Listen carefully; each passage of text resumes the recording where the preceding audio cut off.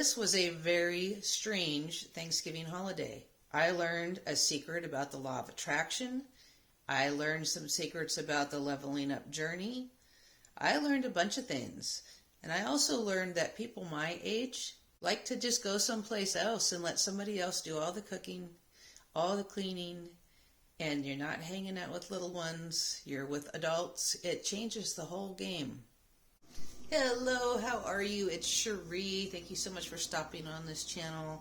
I would like to take a few minutes of your time and tell you some of the really valuable lessons that I learned this Thanksgiving holiday. If you are new here, welcome. Please I wish I could say this easier. Please consider subscribing and hit the notification bell so you know when I put out my next video.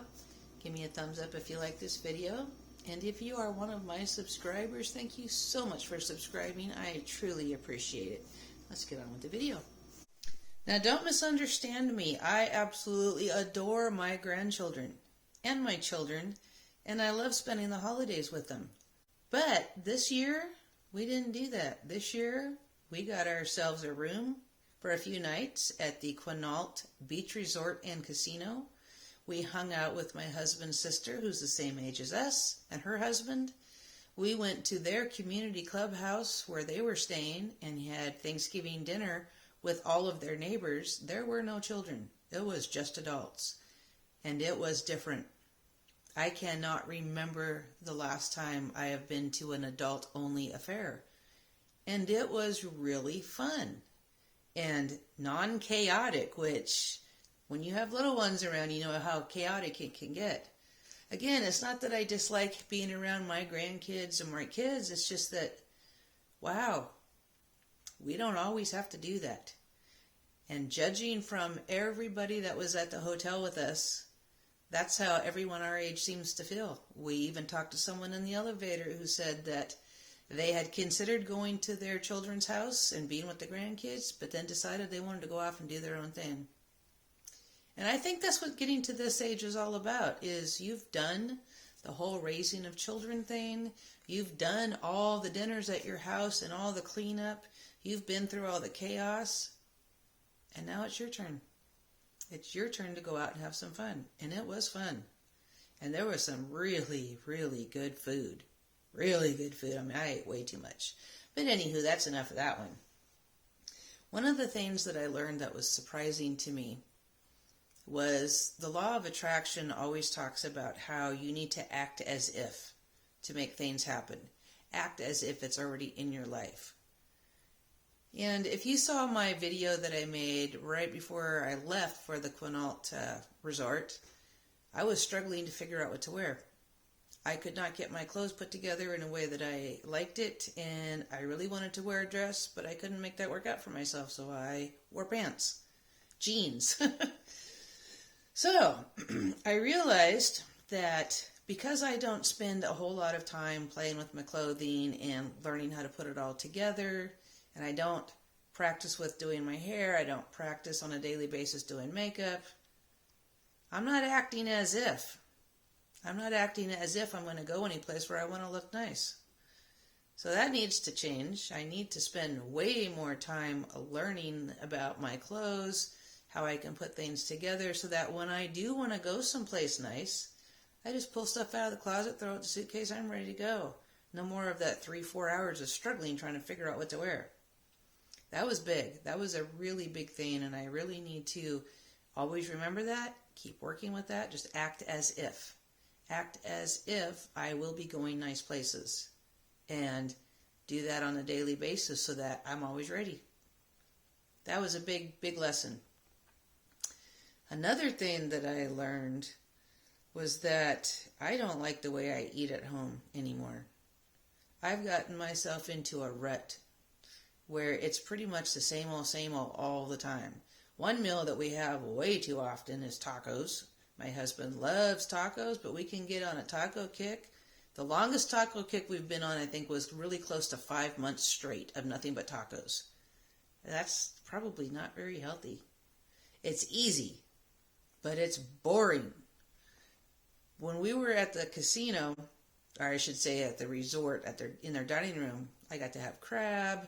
There was lobster. There was, well, you can look at my short videos and see what we had for dinner and for breakfast. I mean, it was great. And then the dinner that we had at the clubhouse with all the neighbors, man, was that some good food. And I ate and I ate and I ate and I ate. I didn't want to stop eating. And I was really disappointed when I got home and finished all my leftovers that I brought home with me, and there was nothing left but my same old boring food that I eat.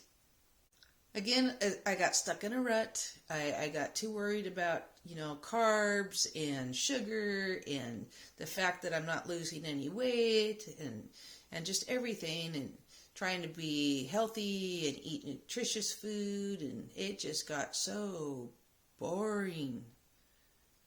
I ate mostly carbs, I think, while I was on vacation. A lot of them anyways, mashed potatoes and gravy, sweet potatoes with apple and walnut and almond. Oh man, that was so good. Some homemade noodle soup stuff that was just to die for. Cheesecake and pumpkin pie. What else was there? My goodness, there was so much. I can't even think. It's just stuffing. There was some stuffing there. I mean, wild rice. We had the crab. I had garlic bread with that, macaroni and cheese with that, and steak and potatoes. And man, I mean, it was just absolutely delicious. And then drinking some Smith & Kearns on top of that. If you don't know what a Smith & Kearns is, it's Kahlua, half and half, club soda, and ice. And then we had some off-brand Kahlua, so we used a little bit of Bacardi rum to just give it a little bit of a kick. So, that's a lot of fat and carbs right there. But it was so much fun. It was so good. I'm just a rambling, I know. So, I need to change the way I eat at home. No matter what I have done with my diet, it has not changed my weight. I am almost positive that the only thing that's really going to change my weight is to start lifting weights, which I'm just struggling to get myself to do. I don't know what the problem is. Oh, the sad thing? Monday, I hopped on my treadmill to start working out again, and my treadmill is broken. It won't even turn on now. If you saw my video back when I was training for the marathon, you saw that when I turned the fans on the treadmill, it would just turn off. Well, now it won't turn on at all, so no treadmill for me. So I had to get on the bike. And it's a little bit tougher on the stationary bike to sit there for 2 or 3 hours pedaling away, because it starts hurting the bum after a while. So I don't know what I'm going to do about that. But as far as lifting weights, I just haven't talked myself into it yet. I'm supposed to be doing it today, and here it is already 1 o'clock in the afternoon, and I haven't lifted anything yet. What is it about working out that is so difficult? Why is it so hard to start it, keep it going? In a month, everybody's going to have a New Year's resolution to get back in shape and lose weight and all that. And everyone's going to be gung-ho about that. And then after a few weeks, everyone's going to be done. Why is it so difficult? What is going on up here that makes us not get it done? And we know it needs to happen, but we don't do it. But anyways, I'm off on a rant there, aren't I? What else did I learn? I learned that I do not like myself around other people very much, because I try very hard every day to up-level myself and do better and be better, and then I get around other people and I get sucked into those conversations that I don't want to get sucked into, I don't want to be a part of, but I do it, and it feels natural and easy, and I was very disappointed with myself. I really was. You get into that poking fun at your spouse and just complaining about this, that, and the other thing, taxes and car tabs and rich people and how you just complain and you just fall into it, and everyone at the table's doing it, and I don't like that I can't hold on to my higher standards. I don't want to do that anymore. I don't want to sit around and poke fun at my spouse or listen to other people poke fun at their spouses. I don't think that's right. I really don't think that's right at all. In fact, let me tell you a little story. Finally, our heater is fixed. We finally had to just go ahead and bite the bullet and pay somebody an exorbitant amount of money. here I am complaining about money, to fix the heater. But now it's working, so yay for that. No more flipping breakers to try to get it warm in here. But the guy who was here, within a very short amount of time of him being here, he said to me, "Your house is a very organized house. I noticed that when I first walked in." Thank you. I need to get my wife over here so you can teach her. Huh? And he went off on this story about how he went hunting in Montana. He tagged out early. He was going to be coming home early for Thanksgiving. And his wife had been cooking for a few days. And she made a 17-course meal, which he thought was absolutely absurd, ridiculous. She should have just bought pizza. That she doesn't do dishes as she's cooking. They just pile up in the sink. And that annoys him to no end. And he was so angry that he couldn't find the sink that he took all the dishes outside when he got home and started hosing them off with the hose. Then he brought them in the house and laid them all out on a towel so that he could find the sink, because he said that she comes from a house where everything was just always fun time. Nobody took anything seriously, and nobody, did the chores they needed to do, blah, blah, blah. He come from an OCD house. They knew how to have fun, but they also knew how to get the work done that needed to be done. And to put dirty dishes in the sink was just absolutely taboo unless they're soaking, and you're going to get right back to them immediately. But it was odd to me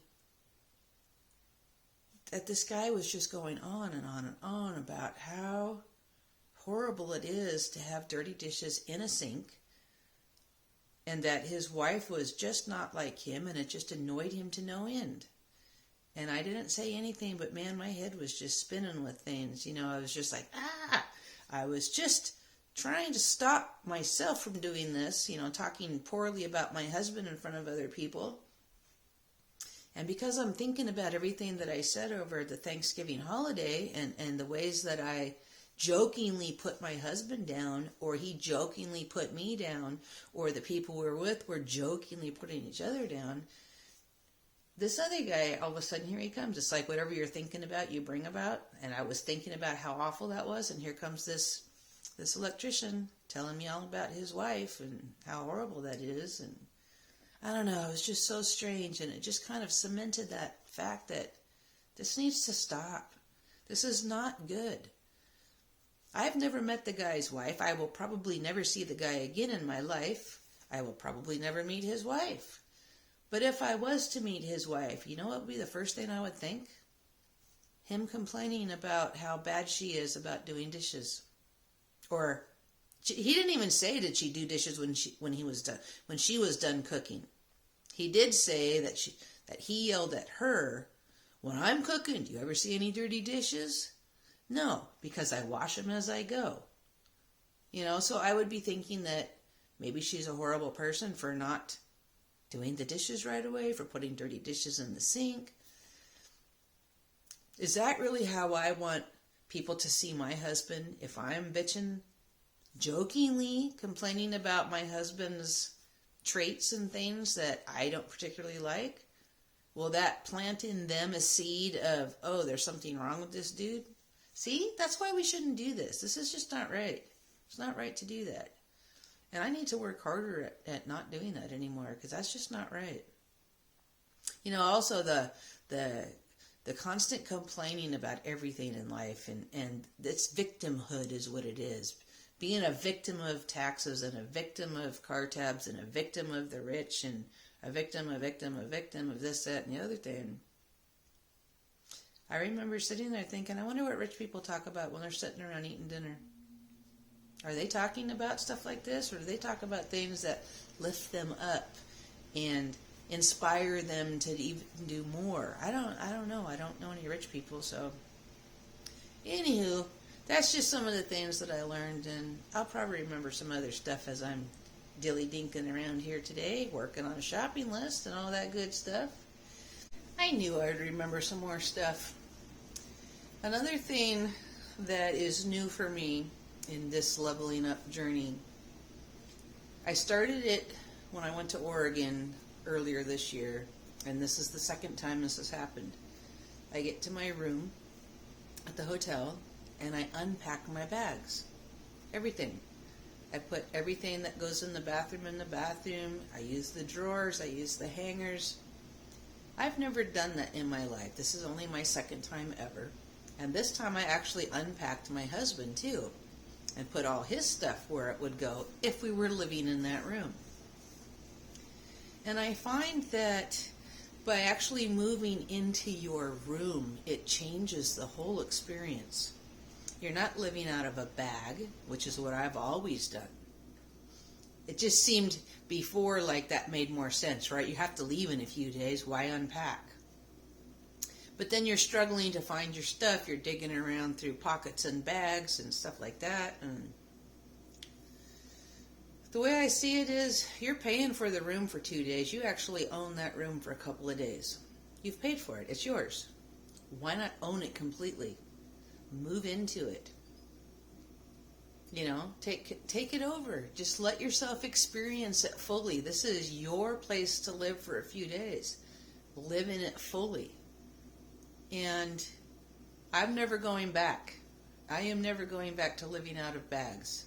Every time I rent a room, I will be unloading all of my bags into all of the appropriate places into the room so that I can live in the room that I am paying for. I know it probably makes no sense, but it just changes the whole experience. It really does.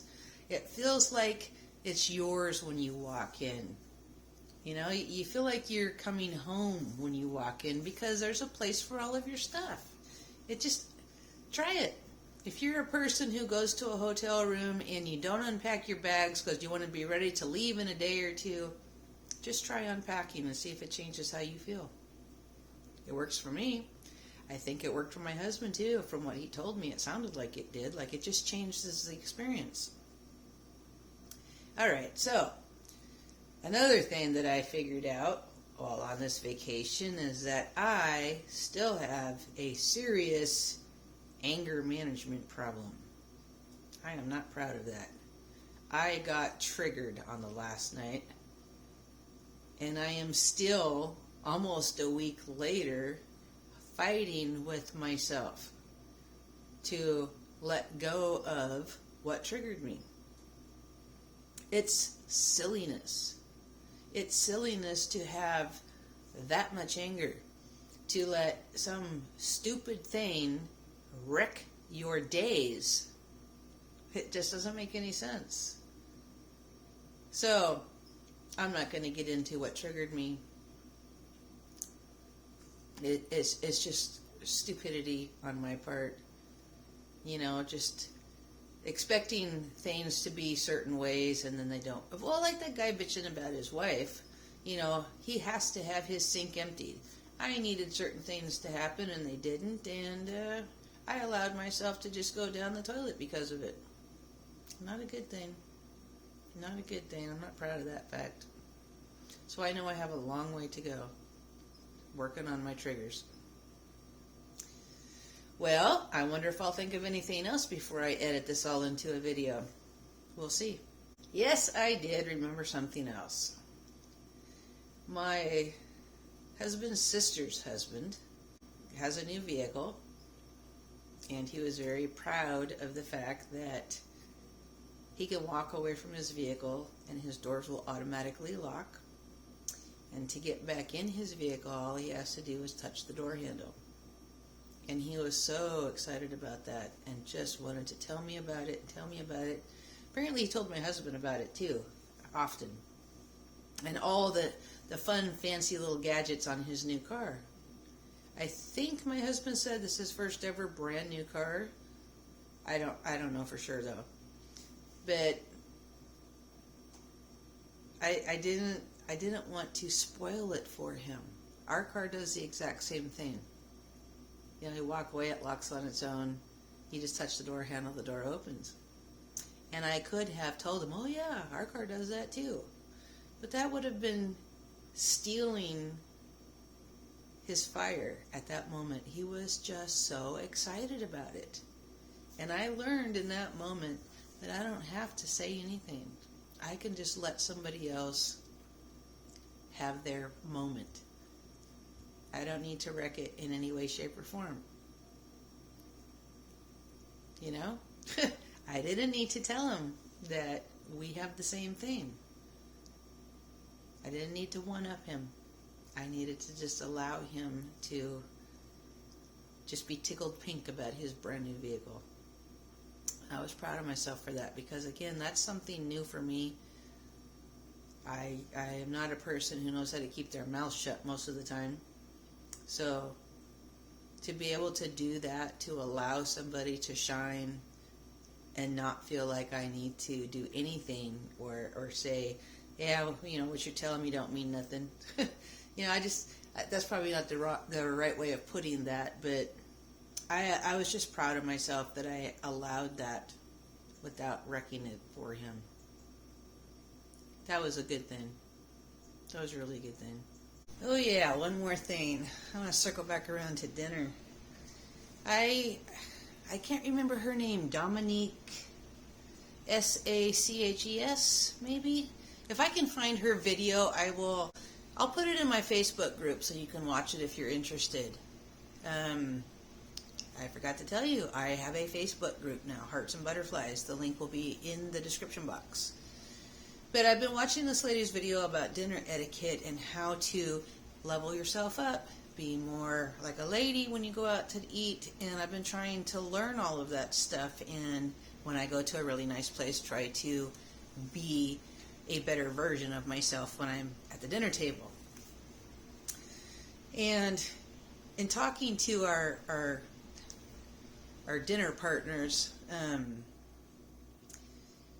she was telling me that she didn't want me to level up my dinner etiquette because then I would make her look more like a slob, because she didn't want to have to join me in that. And that was something that I had said a while back on another YouTube video, I don't know which one it was, that the process of leveling yourself up, the process of turning yourself into a better version of yourself, it's hard for other people to be around that because maybe they don't want to do that. And if you're making yourself better, obviously you're going to make them look worse. And nobody wants to look worse. So I just kind of settled into dinner. I didn't try too hard. Elbows on the table, feign, or one of the things that was in that lady's video about etiquette is you only cut the bite that you're going to take, and then you take your bite and you put your silverware down until your next bite. You know, your napkin goes on your lap, and it never comes off your lap again and onto the table again. Just a lot of different rules for how to do things. Of course, we were eating crab, and crab requires you to use your fingers, so I'm not sure what the etiquette is on that, how you stay ladylike while making a disaster out of a crab. So I don't know. I don't know all the ins and outs of etiquette yet.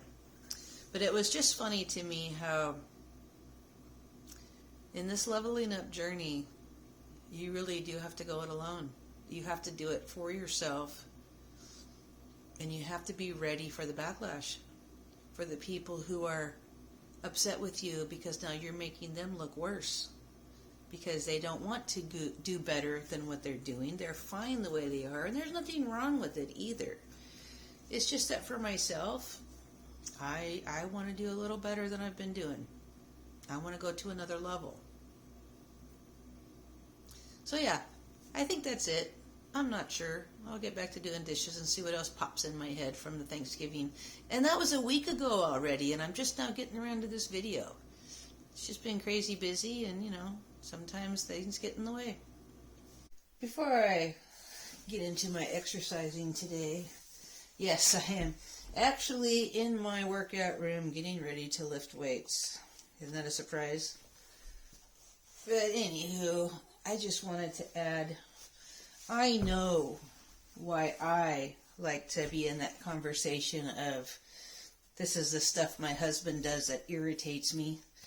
It's about wanting other people to agree with you that the traits of your spouse or whoever are wrong, and you want to be right. That's all it is. I can imagine that guy telling me about his wife putting dirty dishes in the sink instead of washing them was because he wanted me to agree with him that he was right. Which, unfortunately for him, and I didn't tell him, just because my kitchen was clean at that moment doesn't mean it always is. There's a sneeze coming. Excuse me. But it's all about the need to be right. It really is. When you're bashing your spouse in front of others, you're just looking for someone to agree with you so that you can look at your spouse and say, see, I told you, this is wrong behavior. You need to stop it and do it my way. But, if you really think about it, nobody's behavior is wrong. Everyone has a different way of doing things. You just got to learn to live with it. Somehow. We've been married for 42 years, so we have had enormous arguments. And still to this day argue about some of the most ridiculous things on the planet. It's very hard to overlook when you want toilet paper to come over the top and another person wants it to go underneath. Because in your world, if it's not coming over the top, it's wrong and you must fix it. But in the other person's world, if it's not coming from underneath, it's wrong and they must fix it. Fortunately for us, we don't have that issue. We both like it coming over the top. But there's an issue with many other things in our life. Where each of us thinks that our way is the correct way. We're not willing to bend. We want our world to be the way we want our world to be, and the other person better adapt.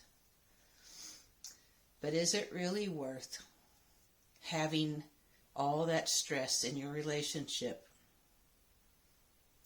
There's got to be ways to figure that kind of stuff out. Maybe the toilet paper goes over the top with this roll, the next roll it goes underneath. I don't know. I'm just saying. That's what I see as the problem.